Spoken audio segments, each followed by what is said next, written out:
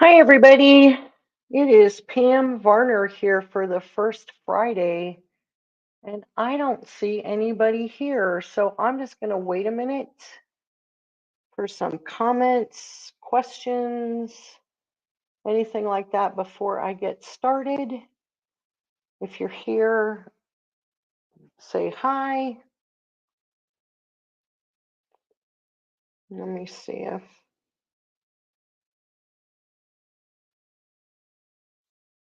let's see if what we got going on here. I guess I'm just going to have to start.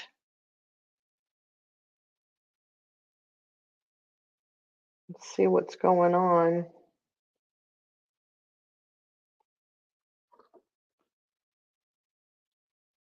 That down. I need to know if there's an echo. Oh, someone's here. Hi, Robert. Thanks for coming. Thanks for saying hi. So at least one person's here that I know of. And we are going to get started. This is the first Friday with Pam. So the first Friday of the month, I come on. My name is Pam Varner. I'm a educator for So Steady and Westerly Design. And I'm going to do some fun things today. So I'm going to start with the marquee number 85, the artisan marquee. Someone challenged me to use this template with the new edge-to-edge connectors. And I got to say, hey, thanks for the challenge. I always love a challenge. So if you have a challenge you want to give me, by all means, send it to me and I will see if I can put it in my first Friday. So few little things I learned while doing this, some marking that needs to be done. First thing I did was 8 crosshairs. So that's what I'm going to use to line my template up with. Okay. One thing I'm going to tell you that I like to do, I like to put my pin in my fabric first, especially if it's just a whole cloth thing like this, and then put the crosshair, there's a little hole in the middle of the crosshair, put that over the pin, and then I know everything is going to line up perfectly.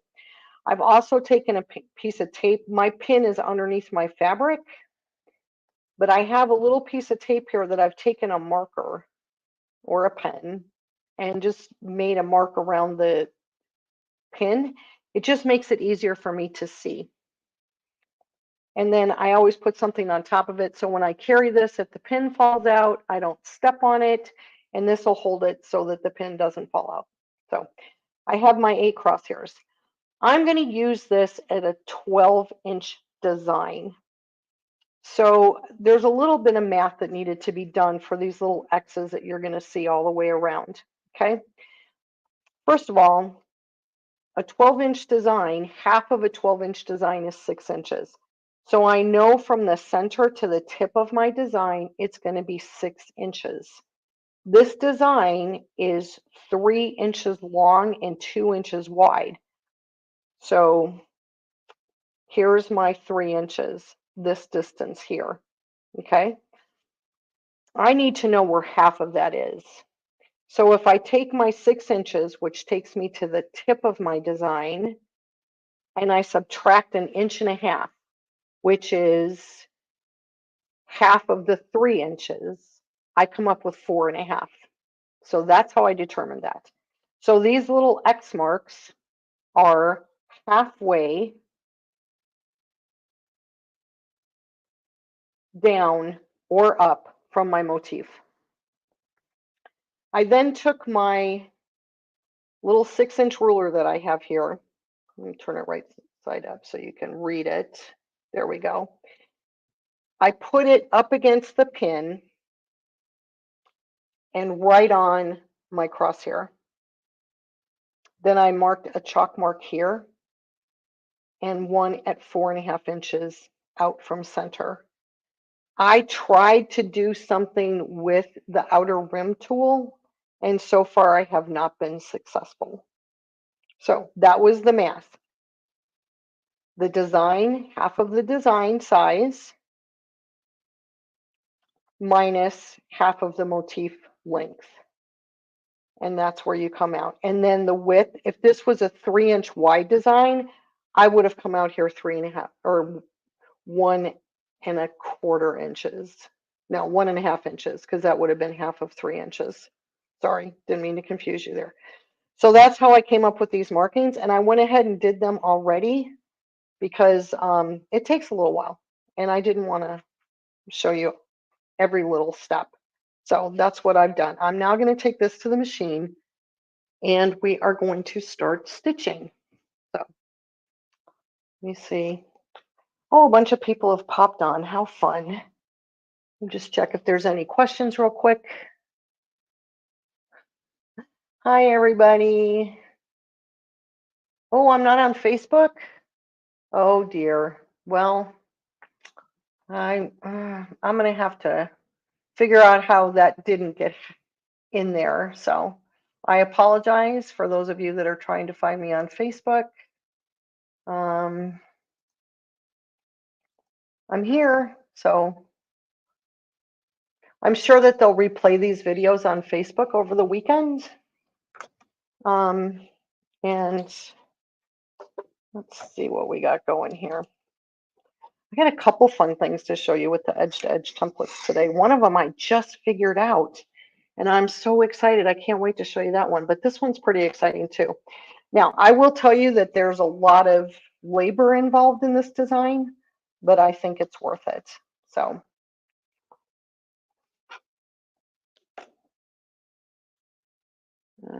let's see what we got here. I just want to make sure that you guys can see what I'm seeing. And what I'm going to do is I'm going to stitch to my right. And I'm actually going to probably rotate this a lot. I don't think this is a design that I would want to do on a quilt that I couldn't rotate, but a pillow top, something smaller like that, I think would work really well. And I'm doing the 12-inch design. Remember, we want to, oops, not 12.5 PM, 12 inches. We want a 12-inch design, right? Because this was 6 inches minus the 1.5. So I'm going to pull my thread over here on the left, only to make everything consistent. I am going to stop on the right. And I think what I'm going to do is double stitch everything on the top. We'll see how that goes. So I've lined up my template. All of these little dots for the pinholes are running along my reference lines. So I got that going, and then I'm just going to stitch. I didn't lock my stitches. That wasn't a good idea. And I'm off a skosh, which is okay. Once the lines are removed, no one's going to see that.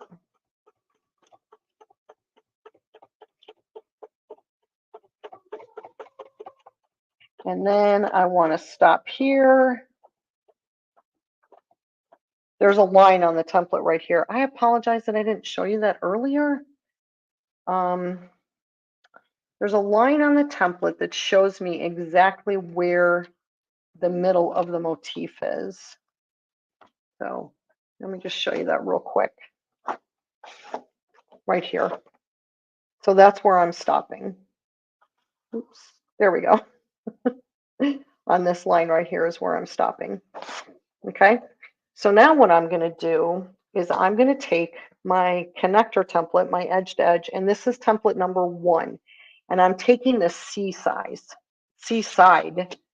of template number 1. So this is C. This has got that really fun curve on it that I really like. The reason the arrow is here is because I want to put this hook around my foot. And I want to be consistent, so I'm always going to have the hook around there. And then I'm going to take my spacing gauge,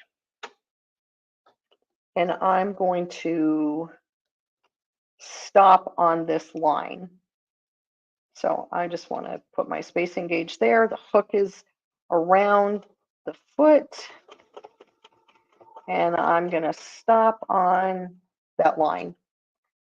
Now, when I put my template back in a perfect world, I put it back on the pin on number 12, not 12 and a half, not 11, 12. There we go.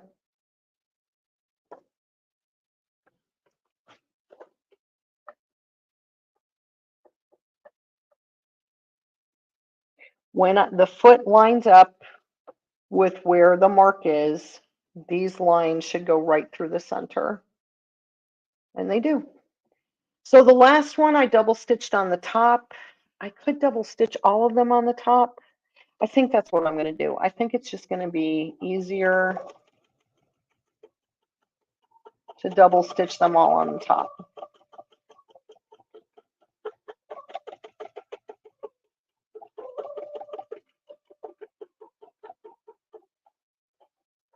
I'm going to stop, take my template out. Now, I tried to do this where I didn't take the template out, but there's not enough room to put this template down. See how close this template comes to the pinhole? So there's not enough room.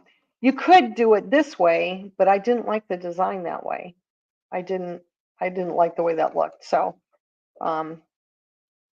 after I did this live trying to figure it out, then I got out my paper and played with my paper. So this is a fun little tip here. I use rolls of paper when I practice, right? So I have rolls of like kids coloring paper. And when you get towards the end of the roll, this came off. It's not going to help me. When you get towards the end of the roll, the paper starts to curl. And I started using pattern weights to hold the curls of the paper down. I used to tape my paper. Now I can't get the pin on. There we go. Okay. Lines up perfectly. Yay. If it doesn't line up, you can take just a stitch to get it to line up. Stop there. Take this off. Let's see, I'm going to go into the chat here and see if there's any questions. Good morning, Australia. Yeah, I'm sorry about Facebook. I don't know what happened. I don't set that up, so, and I don't know how to. Maybe I should learn how to do that. And here we go. I'm glad you found me though. So on the first Friday, I'm always here, and unless there's an announcement, definitely there'll be an announcement on the Facebook page that says that Pam's not going to be here, but I'll always be here the first Friday of the month, and you can find me usually on So Steady's Facebook page. You can find me on So Steady's YouTube channel, and you can also find me on my Sassy Notions YouTube channel.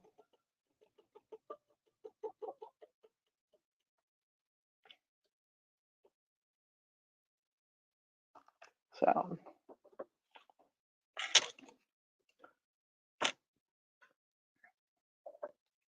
I'm really glad that I put this little arrow on my template. It makes it really easy for me to remember where I want to put this.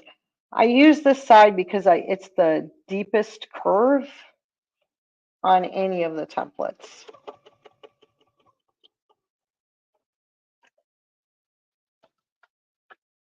And this switching back and forth, if you had a needle slot, I'm very envious because that would make this go a whole lot quicker.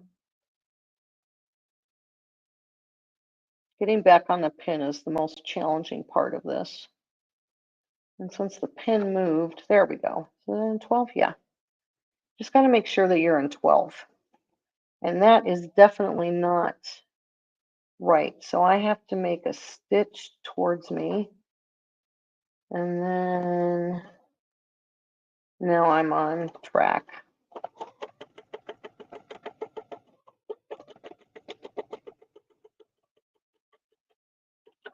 The bottom is hitting, but the top isn't. So I might have messed up when um,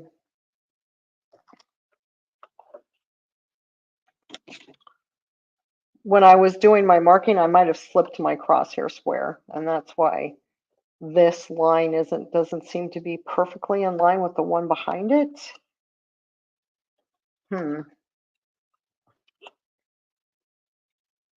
Well, we don't have to be perfect.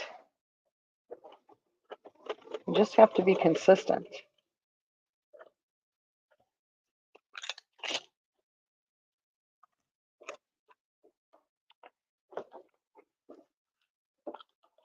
We're getting close to being done with the first half of this.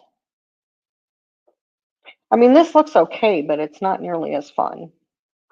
Let me trim these threads here at the beginning. Now, if you're doing this, I would always bury the threads. I don't just clip them.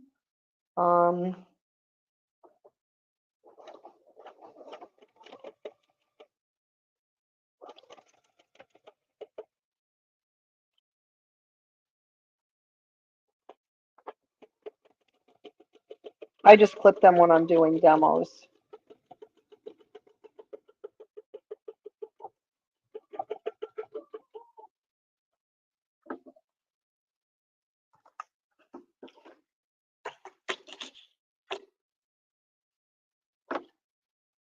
We have 2 more to go, and then we can do the fun part.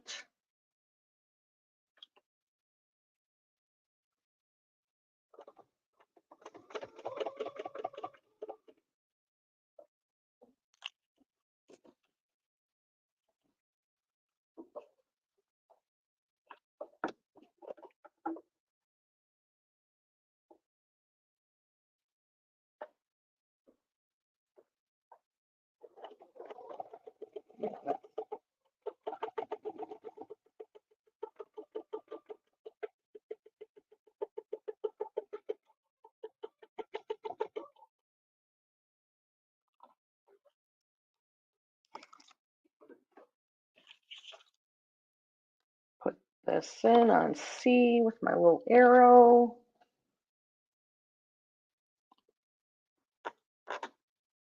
And then come up here.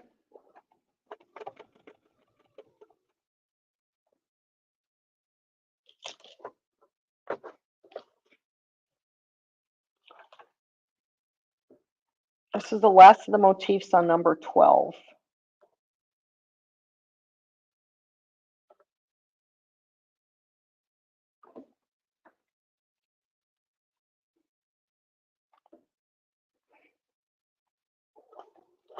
And in a minute, you will understand why I'm stitching counterclockwise.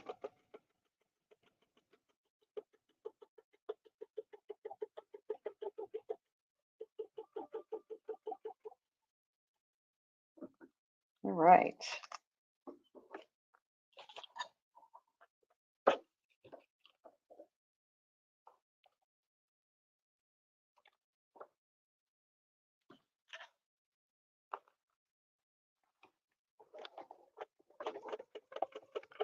This would work with any of the Marquee collection.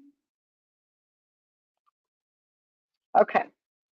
Now what we're going to do is we are going to move up along our motif here 1/4 of an inch so that the foot is just touching the stitches.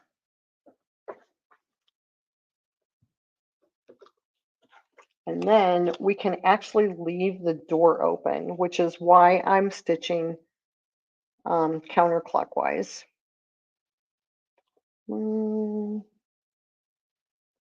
How did I decide to stop sewing the connector? Linda, I showed this at the very beginning of the video while you were looking for me on Facebook. So this distance from here to here is 3 inches. Half of this distance, which is where the mark is on the template, is 1.5 inches. The design is 12 inches from point to point so far, and so half of it is 6 inches. So if I take 6 inches and subtract 1.5 inches, this is 4.5 inches. And then the width of the design is 2 inches. Half of that is 1 inch.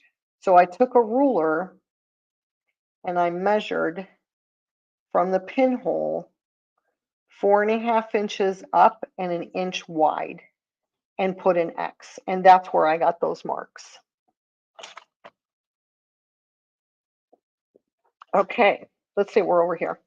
We're now going to go to 13 and we're going to echo this. Again, I want to make sure that I'm lined up, and I'm going to stitch around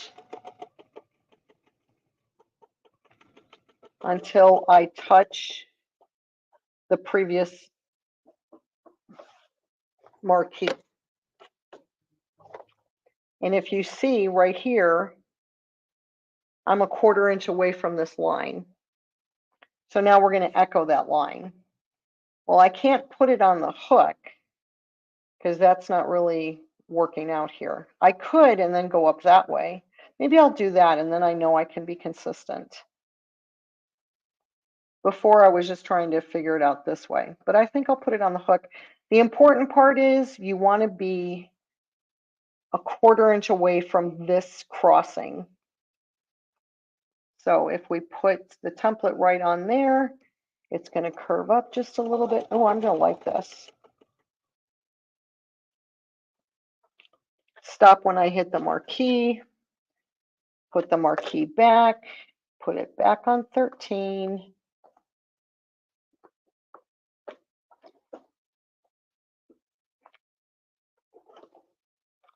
Make sure that's lined up.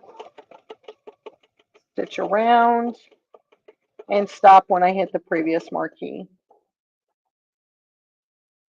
That should always put me 1/4 inch away from where I was, or from this stitching right here that I did in the first round.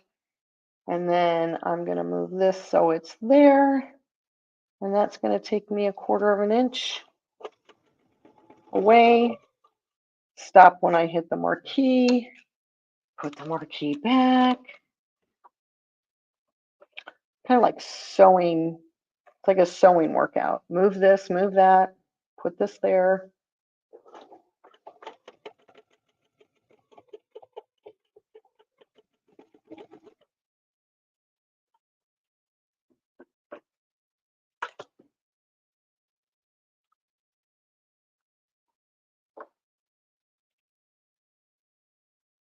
Right there, so I'm 1/4 inch away. Oops, move my finger so I don't hit it with the foot.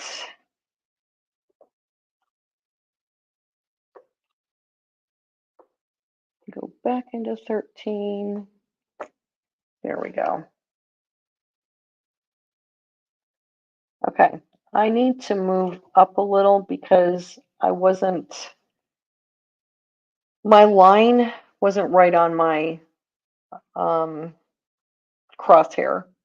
So I just moved a stitch along this marquee towards the point.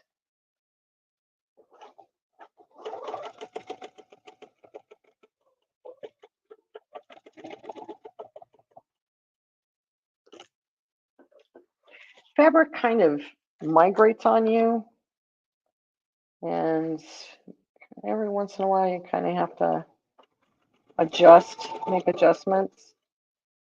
If I hadn't made that adjustment, what would have happened is I would have been too close on the marquee coming towards me.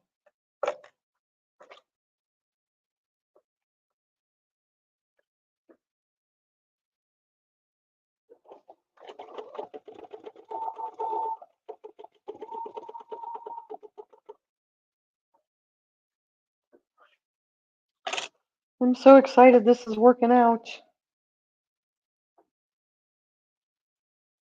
Sometimes you do things on paper and then you try it on fabric and it, like, what were you trying to do? But I had played with this enough on the paper. I think I kind of perfected it. So now we have this big space in the middle, right? So we're not going to fill it in today, but you could with embroidery. You could put in a monogram. That would look really nice. This is really easy too because you don't have to get out your spacing gauge. You can just go, oh, I need it to just go a 1/4 inch away from where it was, where that marking is. We're getting close to the ends. So you could put any embroidery design in there. You could also put a wreath on the inside. You could also take this design and see how this isn't meeting down here. I'm not on the line. So again, I'm going to stitch towards the point of the marquee, a couple of stitches until things get back in place.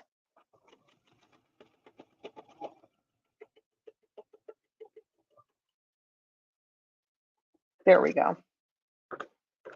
And now I just have this and that to do, and then end this off, and we are finished. So it doesn't take really that long. It's just I wouldn't want to do this many calisthenics on like a full-size quilt, you know. Maybe a lap quilt. I would maybe do it in a panel of a lap quilt or a wall hanging in the center of a panel and move out that way.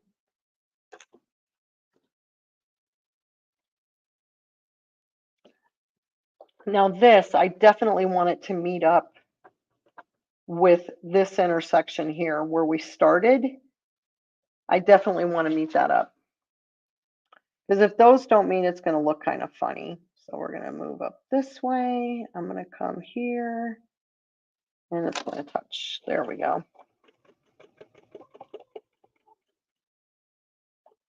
Move back a little bit. Cut our threads.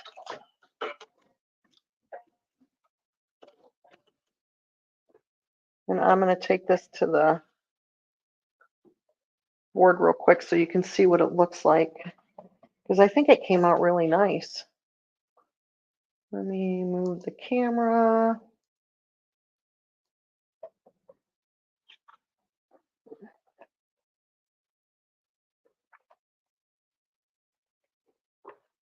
There we go. I hope you can see that. Let me see what you can. I can move it down just a little bit.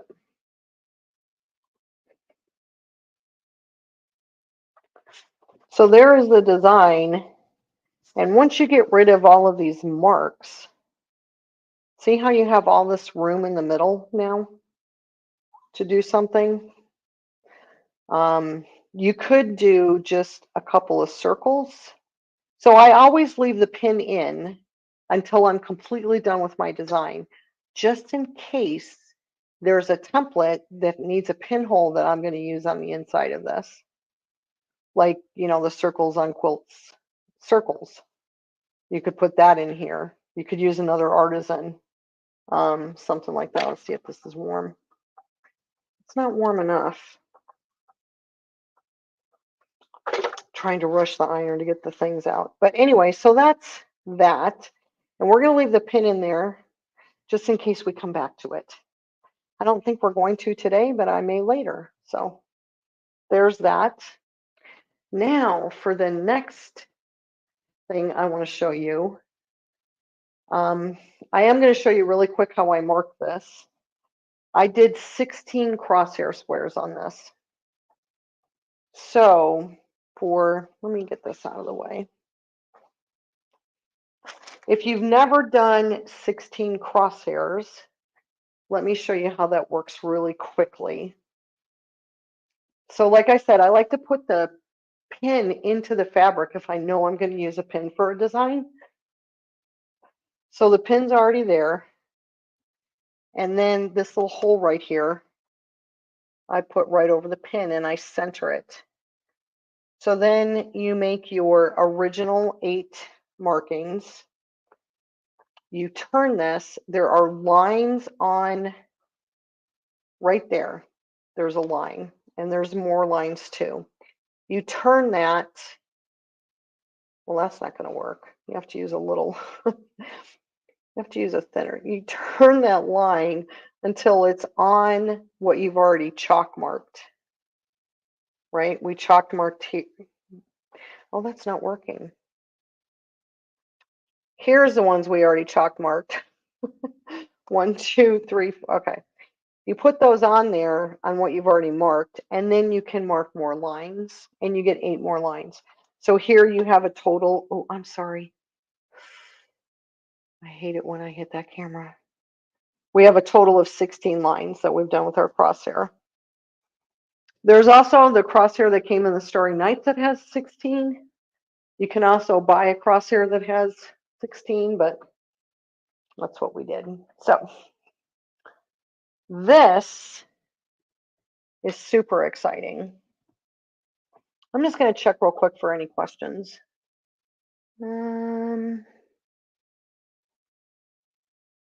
Well, if I do something, Teresa, if I do a final product on that, I will share it with you. So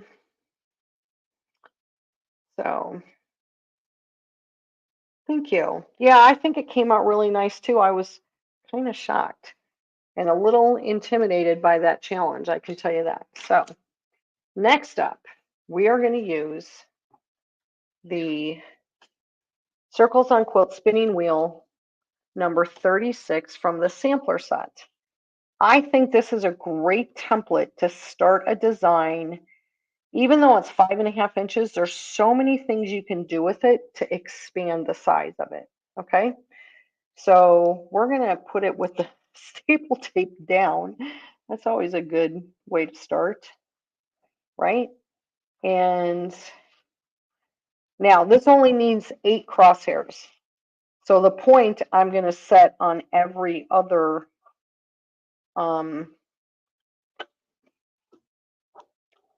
rotation. I'm not going to do every rotation, every point.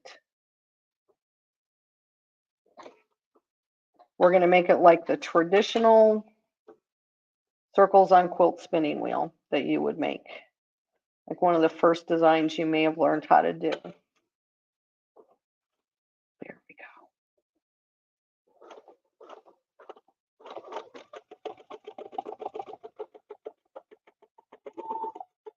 go. Oops. Went off the template right there. Shh. Let's not tell anybody. We'll just pretend I did perfect. I like to sneak these threads underneath my template so they don't get in my way. I have marks here on my template that I can line this up with. I also have the lines on my template that match with the lines on my fabric. Let's see if I can stay up against the template this time. There we go. Skip this one. Go to that one. There we go.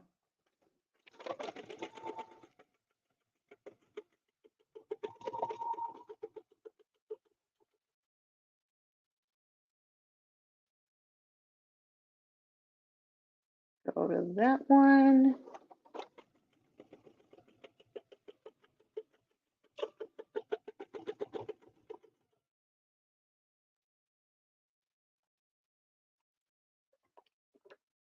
Oops, I came off the pinhole. That's not good.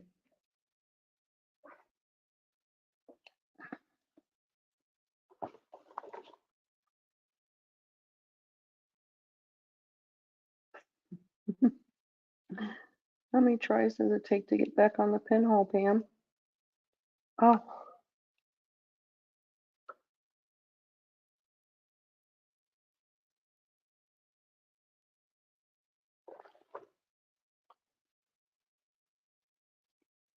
sorry about my head. There we go. Sometimes I just got to look a little closer. Okay. See, we were there. Skip that one. Do this one.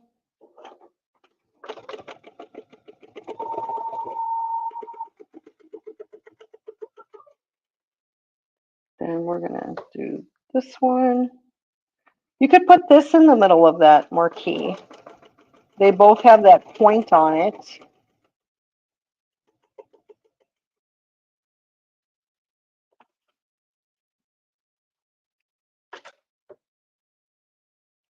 If I put things and leave them while I'm rotating my fabric, they end up falling off the back of my table or the side of my table. Okay, this is the last one. What I have to do on this one is I have to end up on this point. So I'm going to stitch a motif and a half to end up back up there.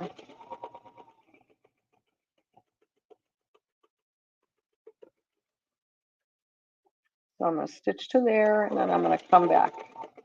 And the reason I did that instead of going all the way around, even though that looked like what I was going to do, is because I would have enclosed part of my design and not all of it, and that wouldn't have looked good. So let me just show you what we got going on right now.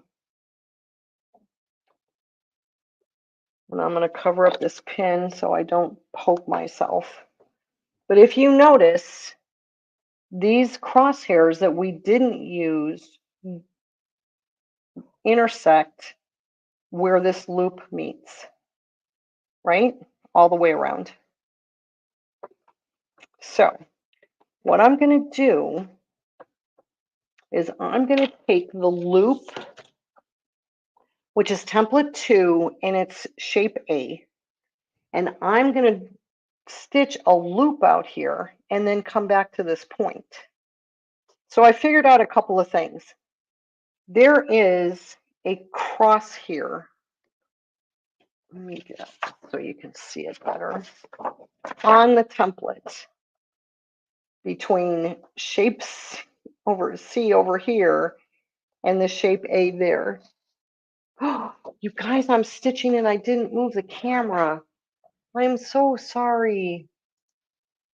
Oh, I do apologize. Okay, so all I did was I stitched out a Circles on Quilts number 36 from the sampler set. When I got to the end here, I stitched around this way, I stopped, and then I went back up to the point because that's where I want to start the next part of the design. And I'm going to use template 2 from the connector set, the edge-to-edge connector set. And there is on the template, you can see where these two cross right here. That's going to become important. It helps me line my template up so it's always going to match. So I know that if I start this way, I'm going to end coming the opposite direction, right? I'm going to start here, I'm going to flip, and then it's going to go that way. So what I'm going to do is take that intersection that I have right there, line it up on the intersection down here. So if you can see where this loop crosses, and it also meets your crosshair square marking. If it doesn't meet perfectly, that's okay. What you want to do is you want to get your template line on this intersection right here. So where these two intersect on your template, you want to make sure that that is on that intersection, right? But we're going to go over here and do it on this one. And then, is that right? I'm going to stitch this way. Okay. Put that on there. That's not right. Something happened. Oh, you know what? It's not that intersection. It's just this line. I apologize. I want to make sure that this is in the middle. So why? There we go. I've only done this once. So this is like Pam experimenting. Come up here, stop. I'm going to flip this over, and then I want to make sure that I land on this point. And then we're going to go over the, I don't want to be in that hook. I want to be out a little bit. And we're going to land right there on that point. We hope. Yay. And then I have this little thing here that comes out. So we're going to see if we can't figure that out again.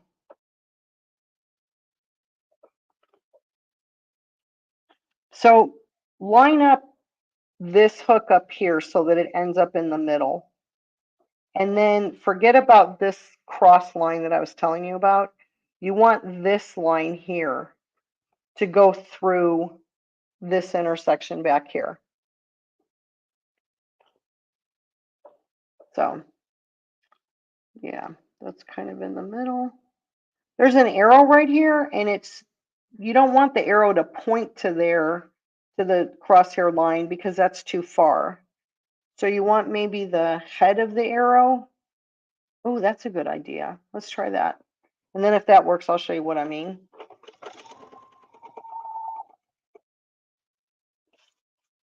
Flip this.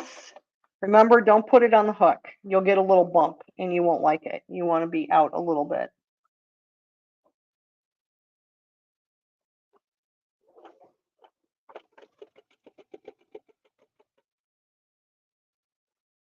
Okay, that worked. Okay, so let me see if I can.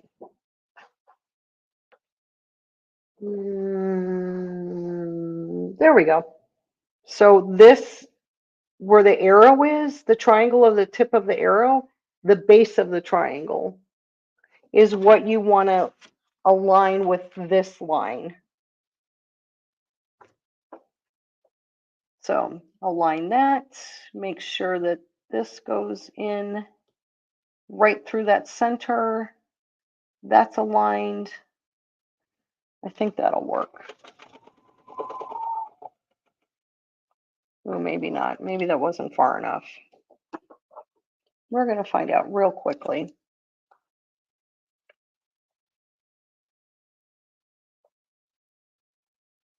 Don't want to be in there.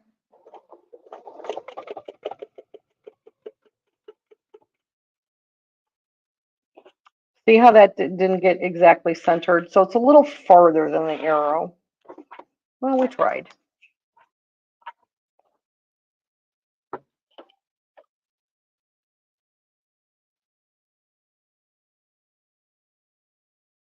So there's the arrow right there. I want to go a little bit farther. I still want to make sure that this cross line goes right through the intersection of those stitches.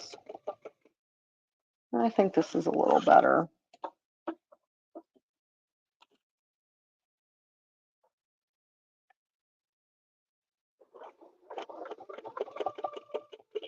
I do have to give a shout out to Danelle.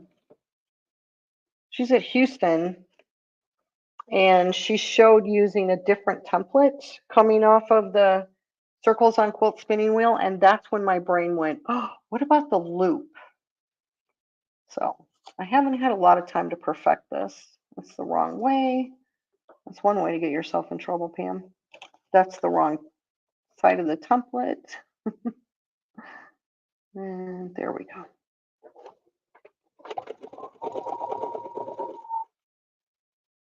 Flip it. I love this loop.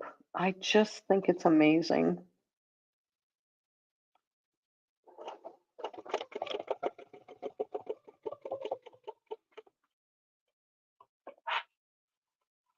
We got a couple more to go. Start this way. Okay, so start with the base on there, move it a little bit. Oh, there you go. If you put this, if you put the template here, butt it up against the foot, line up the base of the arrow, the point, the base of the point on this line. You'll notice that this line here that we want to line up on the intersection doesn't meet. So then you just slide the template until it meets that. And let's see if that works. You want to be as consistent as possible. And then, again, you don't want to be back in the hook because you'll end up with a funny bump. I think I'm going to miss my point. Missed it by a stitch. That's okay. We just have a couple more to do. Uh-oh, I'm going to lose something. Just a sec. My scissors were going to end up on the floor.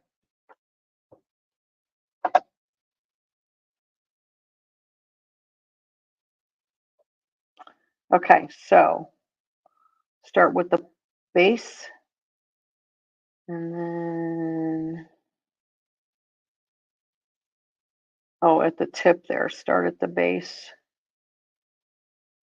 I'm at the tip of the template, the end of the template, and then move that down.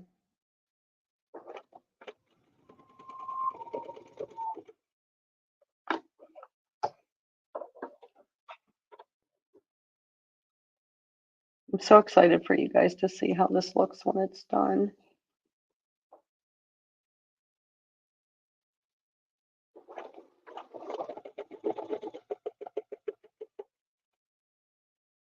One more. End of the template here. Base, move it down until the intersection. You'll find when you're stitching that if you just pay attention to your template and the reference lines that you've drawn, eventually you're going to come up with something that's going to work for you. And that's what happened to work here.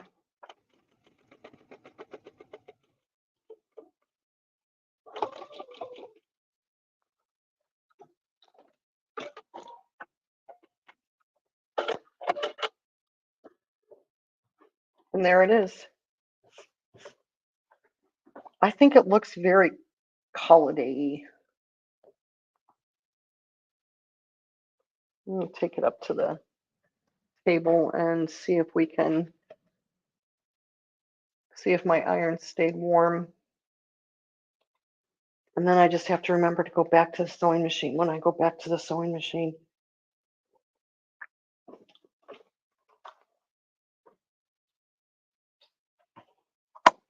Okay. Did you stay warm? I think you are warm. No, not warm enough, but warming up. So we'll give it a minute. And then I'll take the marks off the other one too. We still have some more things to play with. So after a while, if you do this consistently, these loops would be the same size. And everything would be, oh, this would be really fun for Template. To like cut this out, this shape here. You could also stitch the inside and cut this little circle out if you connected these points, the A to B points. You could cut these triangles out. You could cut the inside out, or you could cut the little motifs out. That's hard cutting. There we go. We're getting rid of our crosshair squares so you can see what the design looks like.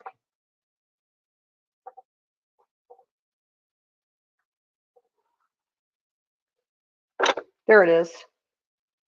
Isn't that a fun one? Oh, I really like it. I really, really like it.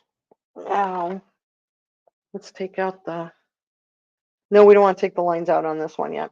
Okay, let's go back. Go back to the sewing machine. to where the fun begins. Oh, let me get this.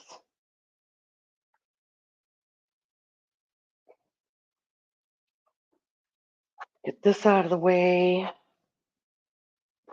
So the next thing that we're going to do is we're going to play with a template that maybe you didn't think of with doing edge to edge. And what I'm going to do, and I'm going to show you this, this is the DM marking template. It's the basic marker. And I have the 4 by 12 inch size. It also comes in a 12 by 12, but I have the 12 by 4.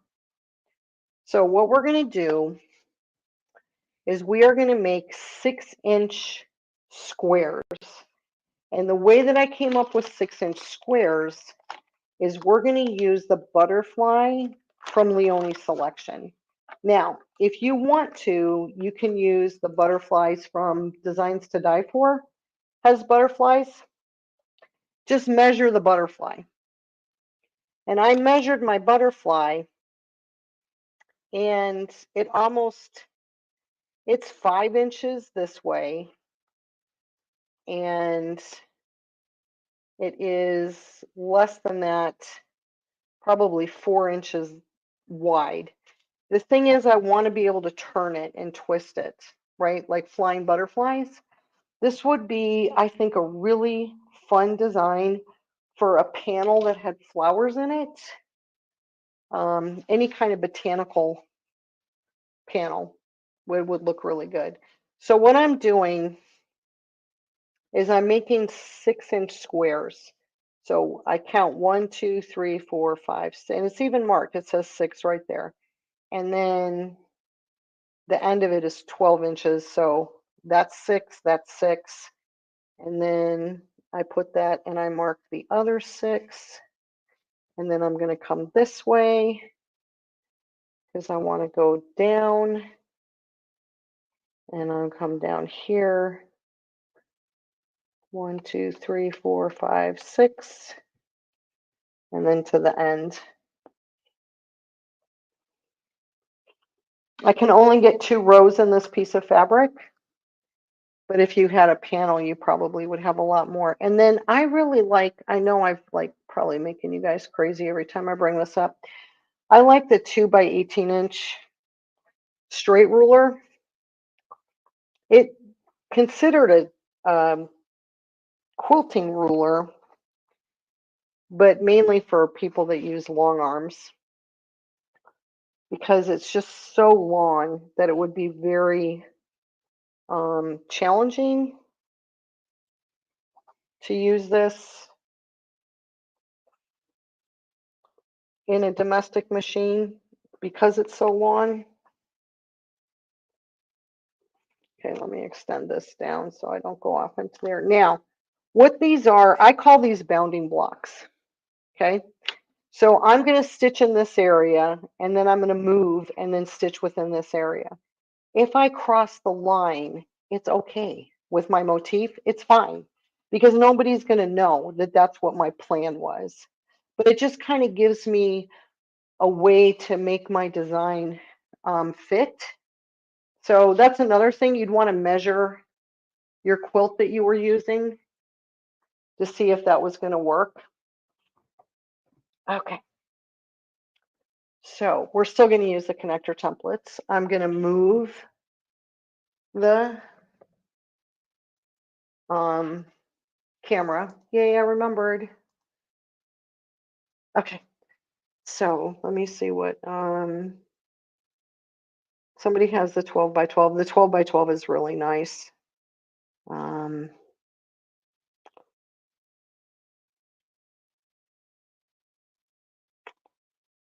Okay, let's see.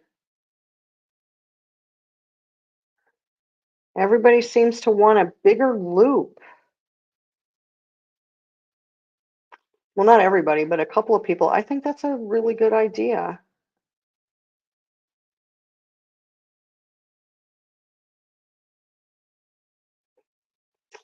Okay, again, my apologies for not moving the camera before. And Dee Dee, I don't know why you're freezing. Um, I don't know if anybody else is freezing. Let me see. I don't see. Hopefully, well, I'm sorry that you're freezing, but hopefully you're the only one. So let me, okay, go back here. And where'd my butterfly go? It's right here. Okay, so this butterfly, you can make a body, and we're going to actually do that because you can do some fun things with it. This butterfly, let's not kill everything, comes in this Leone selection template set. Okay, you get a making waves, a small making waves, you get the butterfly, you get the miniature artisan curve circle number 6, which we could put inside that other one. That would be fun. And you get a spin effects number 1, 3.5 inches. So that's what you get in this set. And I'm going to start with the butterfly. And I'm in the upper left-hand corner, and this is my block. Remember my little 6-inch block? And it doesn't really matter where I start. What's important is where I end, right? Because I'm going to travel to this next quadrant. So I'm either going to leave out the top, or I'm going to leave out the bottom. And it doesn't really matter. But I think I'm going to start with my template in this orientation. And I'm going to leave off of this right in this area right here. I think that sounds like a good place to go. I don't know why. Again, pull my threads. Now, somebody, if I knew who it was, I would give them credit. One of the educators in a class talked about taking a couple stitches at the beginning, and that anchors everything. So you don't have to hold on to your threads. Remember, we used to teach you hold on to your threads in the beginning. Well, if you take a couple of anchoring stitches, you don't have to. Now, this template is big, okay? So what I'm going to do is maybe move my hands. We'll see how it goes. And you kind of have to take shorter stitches around some of this because the curves are so tiny that if you don't, they're not going to show up. And we're at the end here. We're going to take our thing. I'm going to show you guys something. If you happen to have the older templates with the gate keys on them, if you put tape on them and let the tape sit for a while, doesn't matter if it's painter's tape or, clear tape, whatever, and you let it sit for a while, you'll find that when you pick up one side of it, that it kind of opens like a door. If you go to open the other side, it gets stuck. See how it's not pulling up?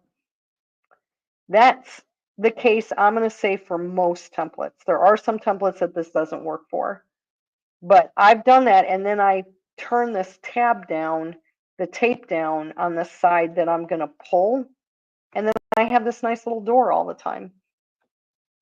So that's something you can try if you have the templates with the gates on them. Okay, so now, and I could embellish this butterfly if I want to, and I'm going to do that on the second row. But now I need to come off into this area, and I think I want my butterfly up here. Let's see. I want my butterfly to be like this, right? So yeah, that's going to work. This is going to work. This is side B, and I call this reverse, right? Because we're flipped. We're going to call it flipped. This is right side up, and then this is flipped. And that's what I'm using. I'm using template 1, side B, reversed. And I just want to get up there somewhere.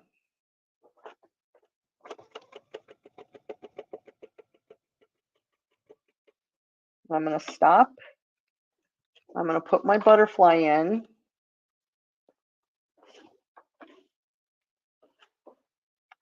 And I'm going to go about like that. Let's try this. And then I'm going to end up down here, I think. I'm going to end up down here in its tail. Is that its tail? So I'm going to have to go around this template more than once.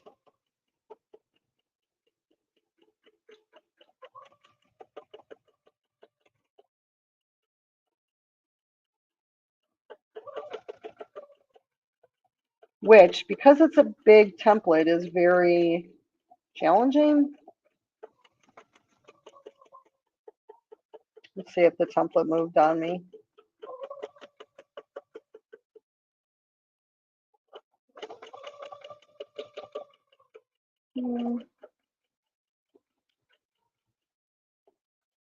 Where did I want to come? Oh, down here. Yeah.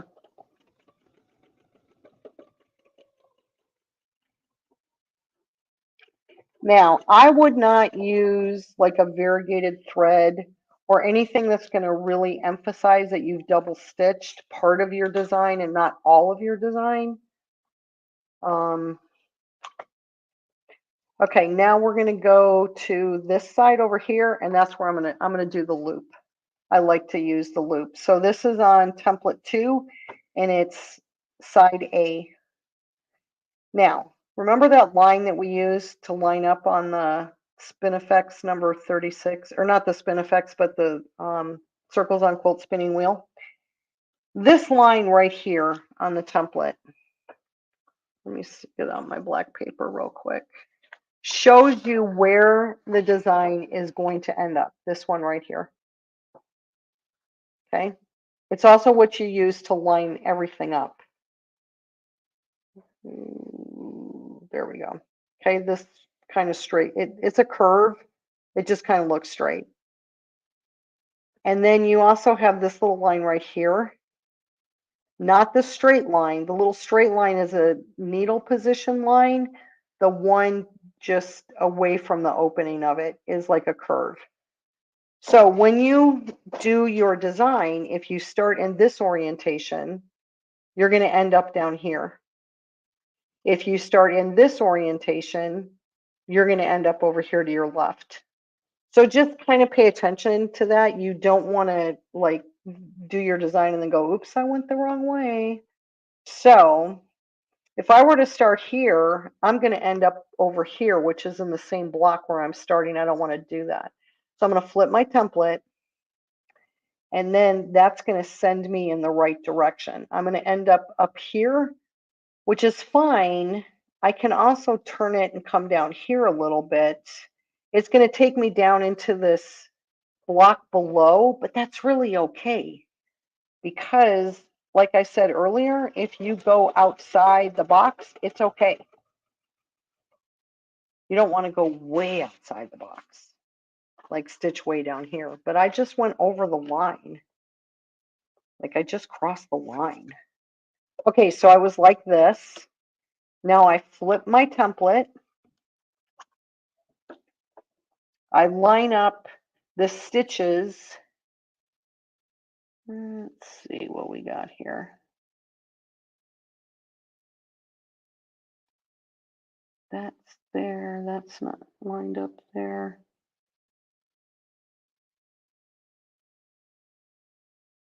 There we go. That's lined up there. That's lined up there. I come up here. And then I can do my next butterfly off of there. If I can find my butterfly. There he is. Okay. And now let's see. The butterfly went that way, so I want him to go this way, which is not really going to go to my end. I kind of really need it to go to the end, like fill up this block more. Otherwise, there's going to be all this dead space, which I could put a mini Spinifex in there if I wanted to. So there's always that. Or I could just extend this line. So let's extend that line just a little bit.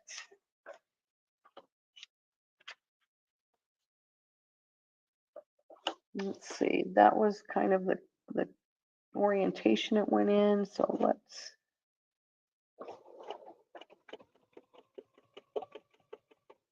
there we go.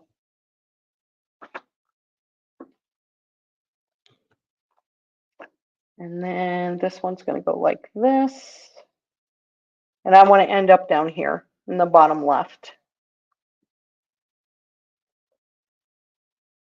So I'm going to start going this direction.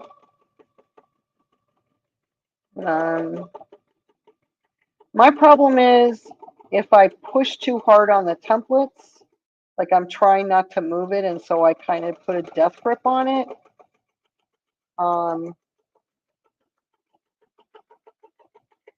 Then that's when my template moves. So there's a really fine line between how tight you hold your template.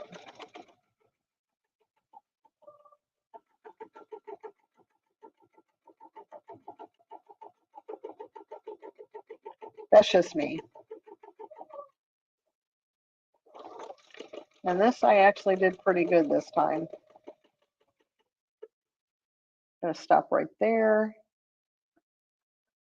And then I want to get down. I want to get down here. Now, the longest connector is B on template 1. So this would be fine, and I would end up right here. Let's see what happens.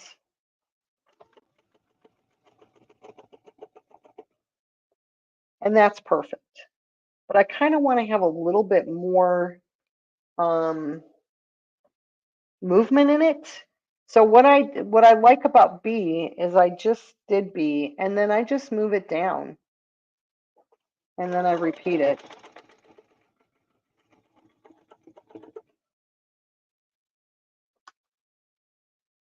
I'm going to turn this so you guys can see what it did.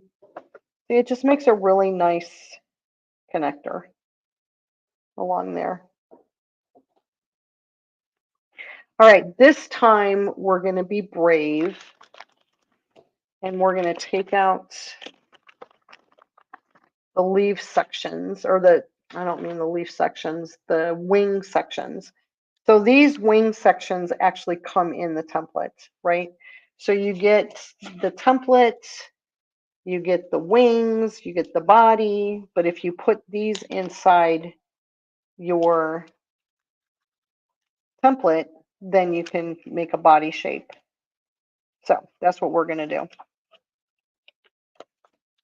First, we're going to make the butterfly, and then we're going to make the body.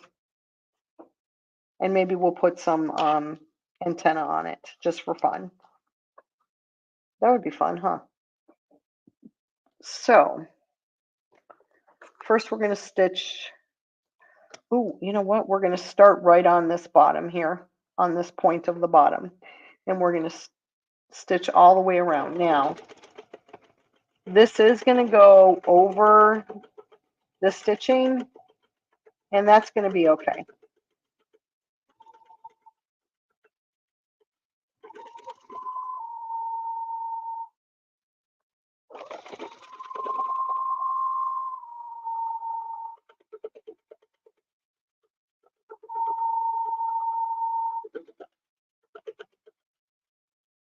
Get back up onto that point, and then I take my wings, I put one in, I go up to the top. Oops. I went right off the body. Oh. And then come here, put that in, go around like that, come back down. And there we have the body. So we can now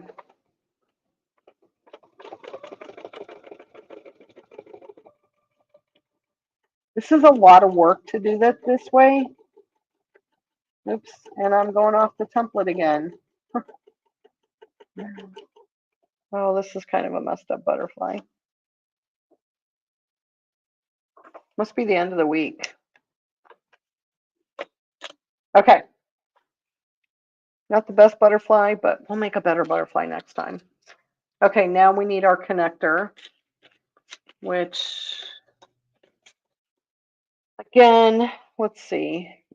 B is our longest one, so we're going to use B. But we want to come up here.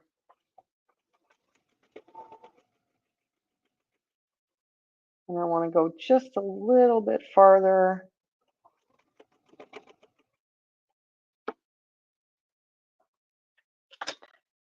Because we want our butterfly to face this way. Okay, this is perfect.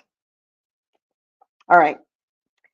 The first thing I'm going to do is I'm going to stitch around here just a little bit and come back. I should have stayed there, but that's all right. I'm going to take this out. I'm going to make antenna. So this is C from template number 2. And on this side, I want the antenna to go to the right. On the right, I want the antenna to go to the right. So I'm going to put this like this and stitch this way. And then I'm going to come back. I'm going to travel here a little bit. I'm going to flip my template. I'm going to stick it like this, and then I'm going to make the antenna go into the left.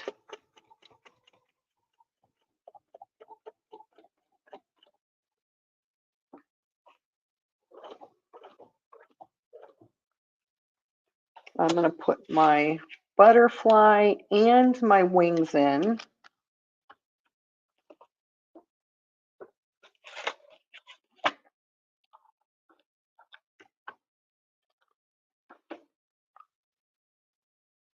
Yeah, there we go. I'm going to stitch the body.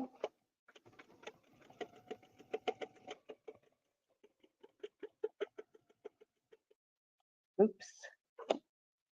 My body came apart. And then I can stitch the butterfly.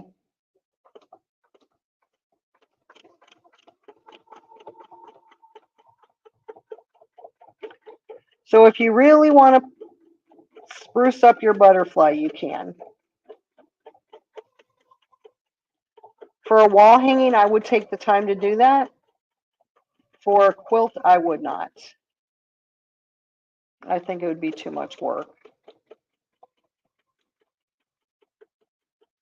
Come back down here, complete the butterfly, and backtrack. You could travel from where you came in if you wanted to. I just think it would look silly. No, it wouldn't be that silly. It'd be better than doing all this backtracking. Okay. So that's how you put antenna in. Number C from template 2, which is the one with the loop on it. We have a lot of room here. We could put in another loop. Let's put in another loop. I like the loop a lot. Let's see where that's gonna, we need to move a little bit before we can put in the loop. So let's try this template here a little bit. This is A from template 1, and I didn't do all of it. I just needed to get a little distance. And this is going to go like this, and then it's going to end up there, which is not a good place. I think I came too low. I don't want to come down here. Well, you know what? We're just going to travel back up here. There we go. These stitches I would cut out later. There we go. And I'll actually show you how to do that. And then flip this. Remember, line these lines up. So that gets lined up there. This gets lined up over here. That gets lined up there. There we go.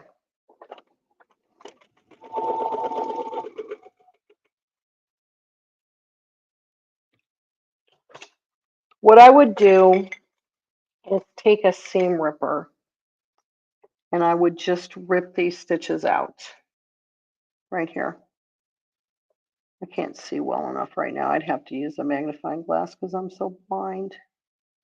But I would just take these out.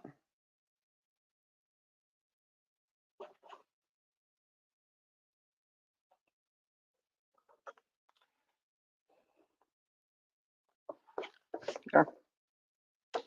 Oh, better. And our last butterfly.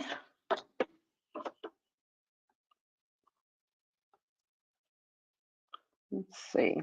We do him this way. And then,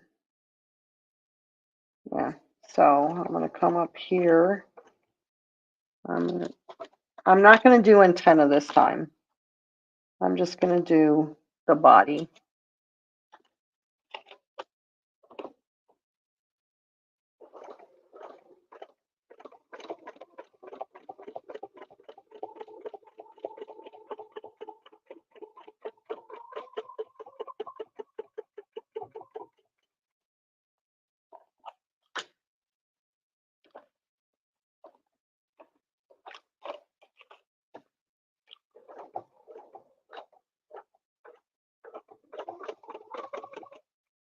Let's see, what time is it? We're going to have time to, oh, we still have feathers to do.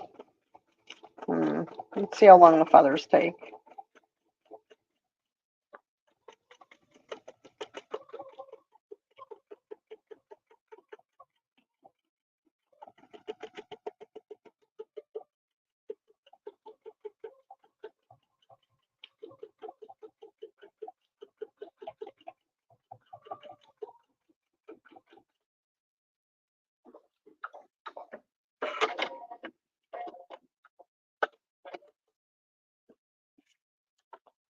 There's a lot of space right here, and like I said, I would put in a mini Spinifex.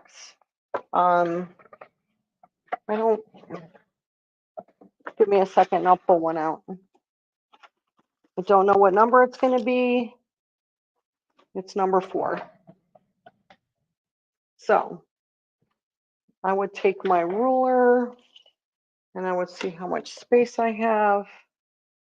I don't really have 2.5 inches, so I'm going to use the 1.5 inch size.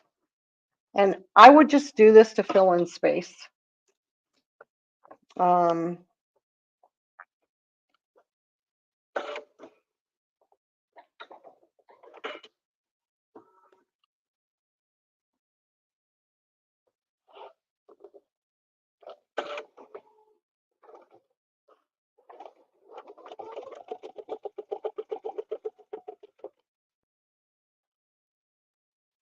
Now, when I turn this, I'm putting the needle baseline right through the middle of the petal.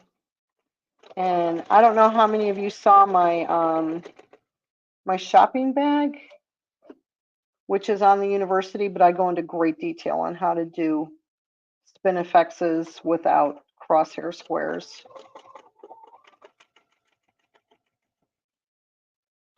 And I'm jumping over those threads, so, and I'm only going to do 4, just so you can kind of get an idea.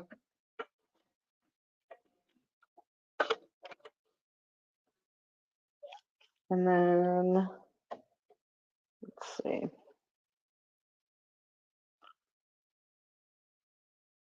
There we go. And then I would put maybe another one down here. Like I said, just to fill the space in, because it is so large of a space.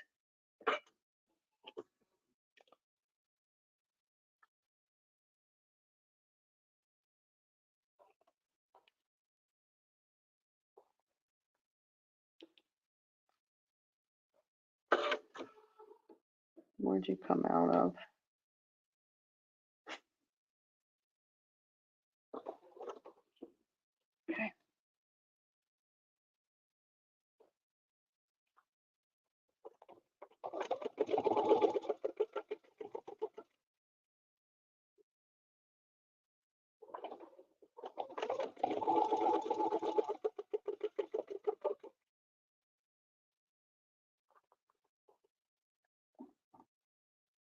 I don't want to stitch over those threads, which it seems like I already did. I'll cut them.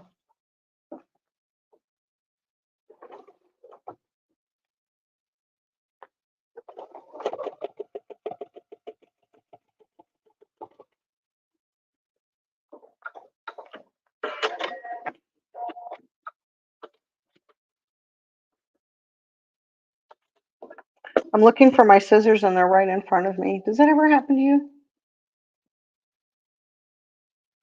How many of you have mini spinifexes? I think that having an entire collection of spinifexes in every size is really the way to go. Okay, we're going to go up here.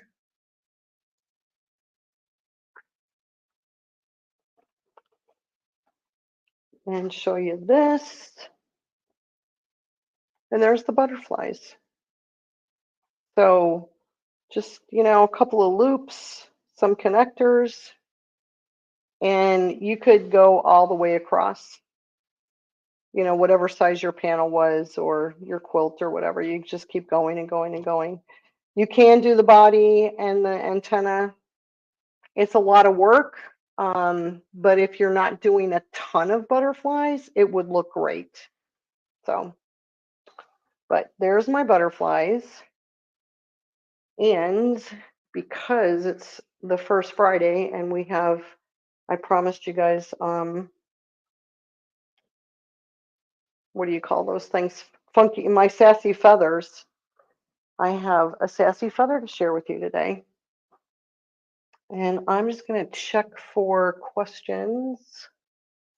Let me go back to the machine so I don't forget to do that. Let's see.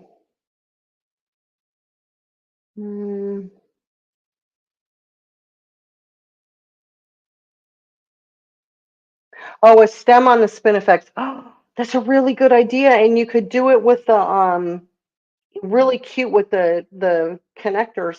That's a really good idea. Thank you. I have all the minis.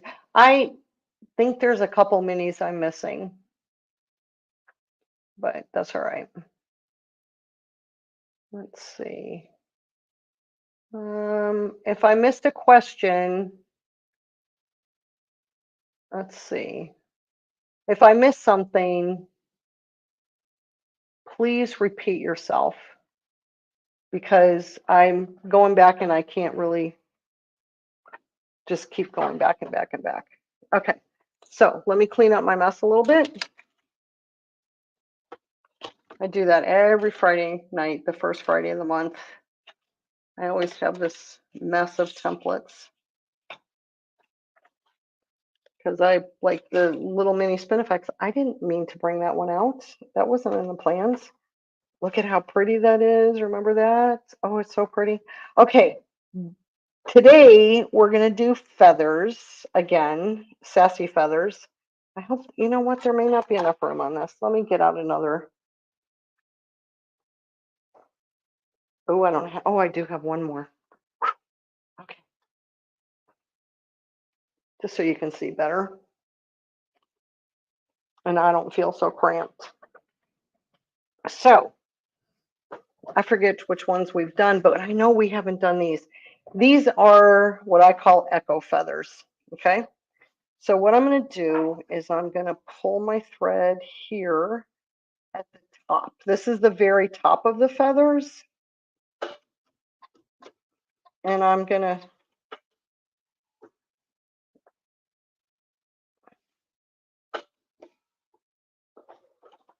to stitch a curved spine, and I'm just going to use the curve of the 12-inch arc. I could bring out one of the curved spines, but this is going to give me enough of a little curve.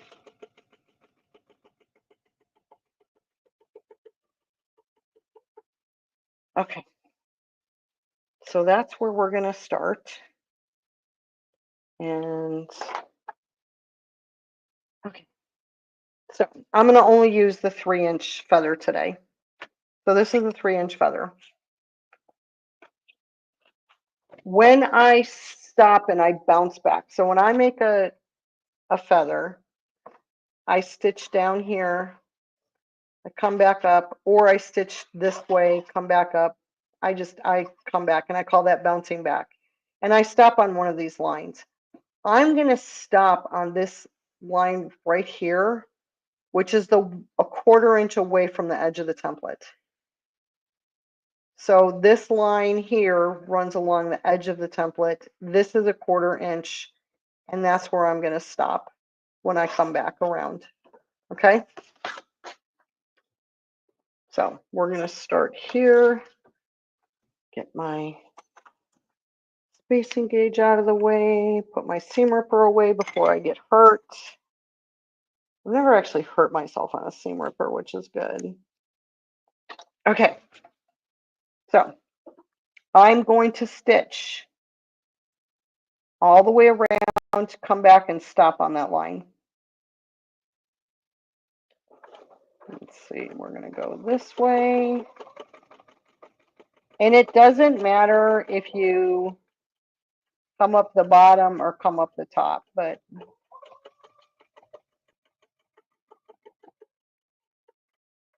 okay. And then I move my template up a little bit and towards the spine. So when I come stitch this way, I get a nice little echo on my petal, on my feather here. I'm thinking flowers. So now I'm going to move my template up. I want this part of the template here, this makes it consistent, to kind of cross where these two went in. Like about there.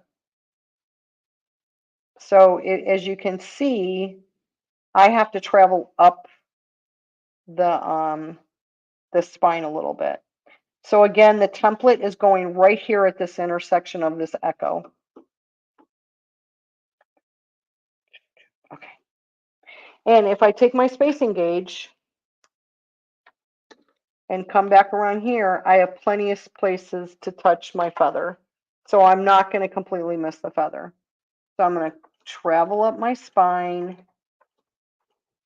come around, make my feather, come back and stop on that line. Move the template towards me just a skosh, and then over towards the spine. And that's what's going to give me that nice little echo. Move it up, travel along the spine,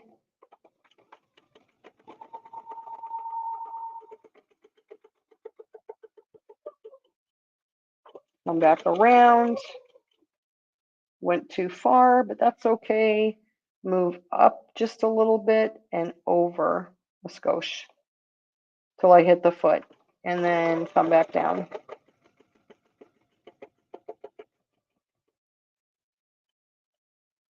Move the template up, travel along the spine until I hit the template, and then make my feather.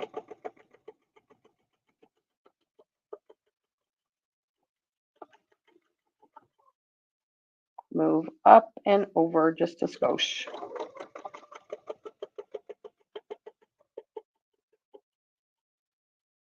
Now, because my curve is going that way, I should probably move my template over a little bit. There we go.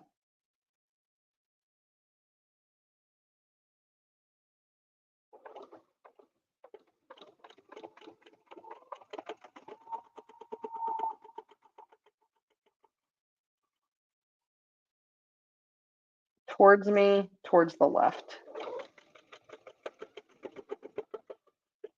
You don't want to move too far or you're going to get just another feather. You want to move so that you're getting just a little echo. on your feather.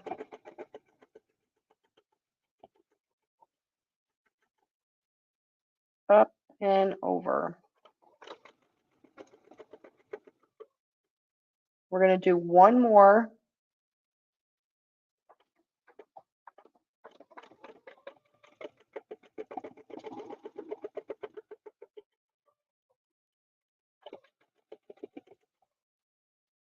Up and now. I want to make sure when I echo back that I actually hit the spine again. So I'm probably going to have to twist my template a little bit just to get it back to the spine.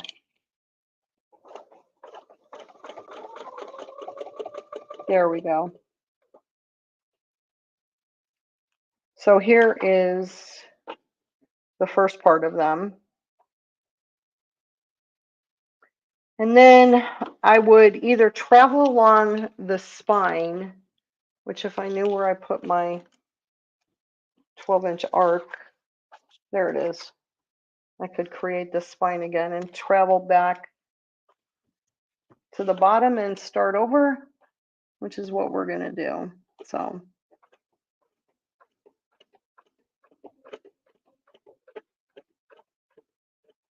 or I would clip my threads and start over.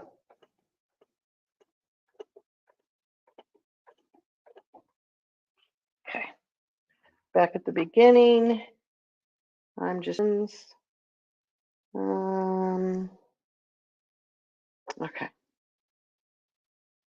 I don't see any comments. Well, pretty is a nice comment, but I don't see any questions on the feathers. So now I'm going to do the other side, and I'm going to do the exact same thing that I did before.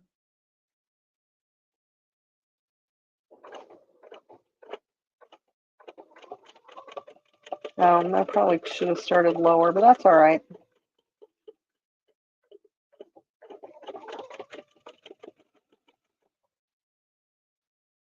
Towards me, towards the spine.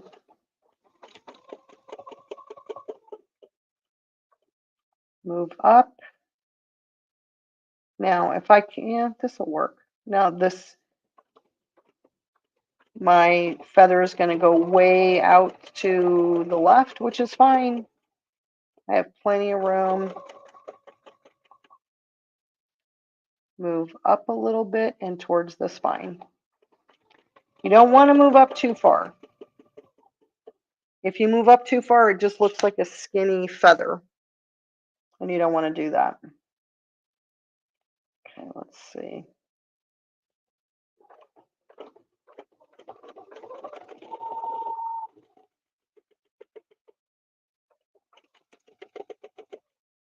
I love making feathers.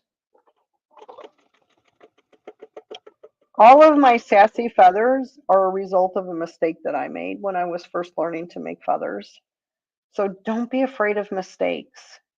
They always end up in the most interesting designs.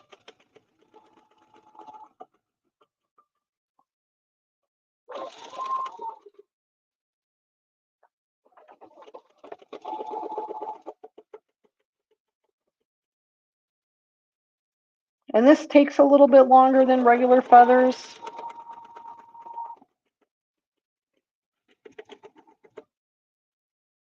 But I really like them.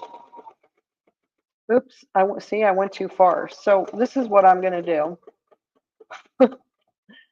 I'm going to come back here. Let's see how we can fix this. And make a little echo. I wonder if this will work. It doesn't look like it's working too well. Okay, I made a little echo there. It's not a great one, but that's okay. And then I'm going to come back up here. And I'm going to try and backtrack on here. Let's see. That's there. Move this a little bit and then come back down.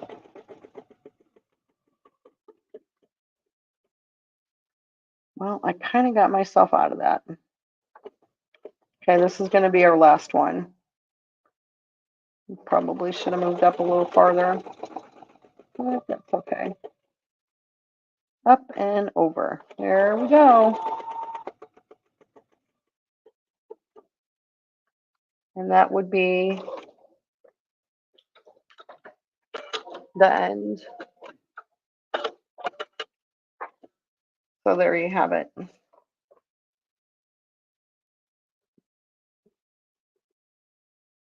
Those are feather echoes.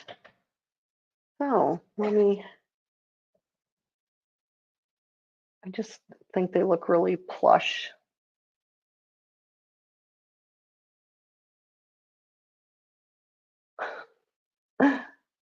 Good idea, Patty. There are a lot of YouTube things. If you want to really get into feathers, there's I did a class on the university called For My Feathered Friends. Excuse me. And I go over regular feathers, feathered leaves, a bunch of wreaths, and then I do borders, different ways to do borders. And one of the ways that I do a feather border is going all the way around the quilt without ever stopping.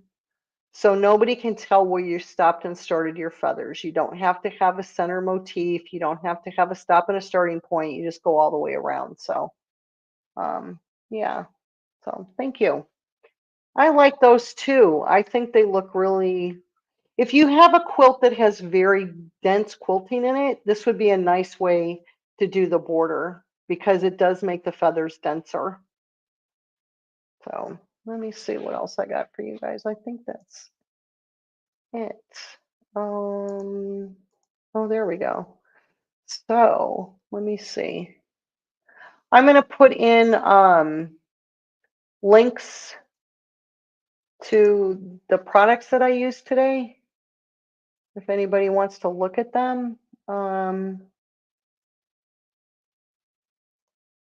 you're welcome. Let's see if that works. Oh, yay, it worked. Okay. This first one is the edge-to-edge connectors. And then I don't know why that keeps popping up on my screen. Things keep popping up on my screen and I don't know why. And then this one is for Leonie selection that has the butterfly in it. I'm still looking for questions. There we go. That went in. And then this next one is for the artisan number, well, all the artisans, the artisan marquees. That goes there. I'm getting good at this copy and paste thing, you guys. And then this last one, what is this? Oh, this is the feather templates. So we'll copy that and put that there. If I do something with the marquee that I did earlier, I will post it on Facebook or I'll save it for next month and the beginning of the month if I come up with a great idea. Or if you come up with a great idea, please feel free to reach out to me. I'm just Pam Varner on Facebook. You can instant message me on Facebook or in the educator page, you can find my email address. Yeah, so feel free to reach out. And if you want me to show anything, by all means, please do. If you want to challenge me with something like I have this template and I want to turn it into a border, then, give me a shout out and I'll do the best I can. So, let's see. Okay, there they are.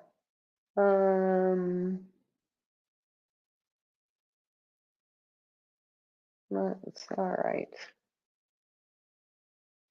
Yeah, that's so strange that Facebook didn't go live on this. All right.